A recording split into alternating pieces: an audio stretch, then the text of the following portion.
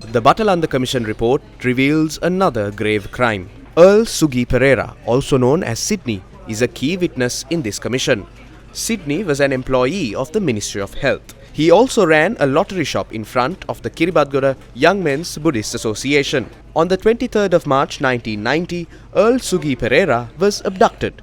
By that time, the leader of the Janata Vimukti Peramuna, Rohana Vijayvira, had already been assassinated. After Sydney was abducted and placed in a van, he recognized one of the individuals as Sergeant Major Ratnayaka of the Kalaniya Anti-Riot Unit.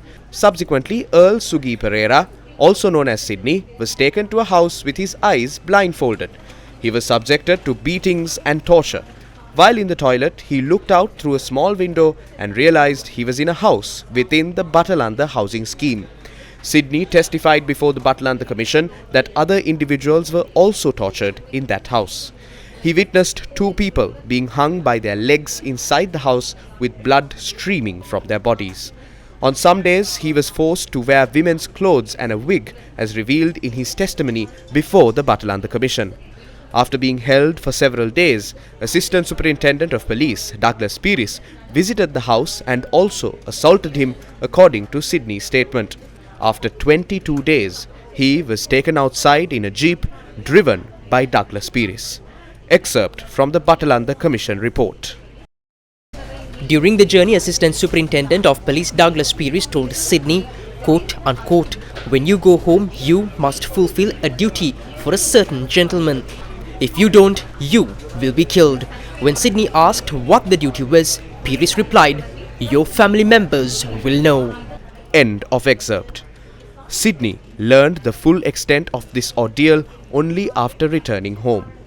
After Sydney was abducted, his father went to the Palagoda police, but finding no help there, he approached the then Inspector General of Police, Ernest Pereira, leveraging their distant kinship. The police headquarters contacted Douglas Pierce, who requested a photograph of Sydney Pereira. A few days later, Douglas Pierce informed Sydney's father that such a person was not at that location. However, after Sydney's father mentioned that there were rumors in town that Sergeant Ratnayaka had abducted his son, Douglas Pierce became angry, returned the photograph and told him to leave. A few days later, an unknown person approached Sydney's father with a note stating, quote, "You will find your son. Go and meet this gentleman," unquote. The note mentioned the name of Attorney-at-Law Lakshman Ranasinghe.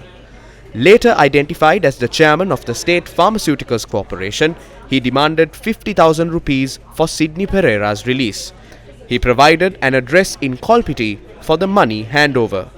However, before the money was handed over, Sydney was released under the threat of fulfilling a duty. Earl Sugi Pereira later met Attorney-at-Law Lakshman Ranasinghe, expressed his gratitude and promised to pay the requested amount later. The then Inspector General of Police, Ernest Pereira, also confirmed this incident before the Commission. The house where Earl Sugi Pereira was held was later identified before the Commission as House B8 within the Batalanda housing complex. The adjacent house was occupied by Ranil Wickramasinghe's personal security officer, Sudat Chandrasekara. House number B8 was allocated for the security officers of Douglas Pierce.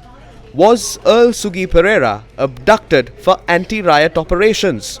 Or was it to extort money under the threat of death? Should this era of crime be buried in the sands of time? Shouldn't justice be served?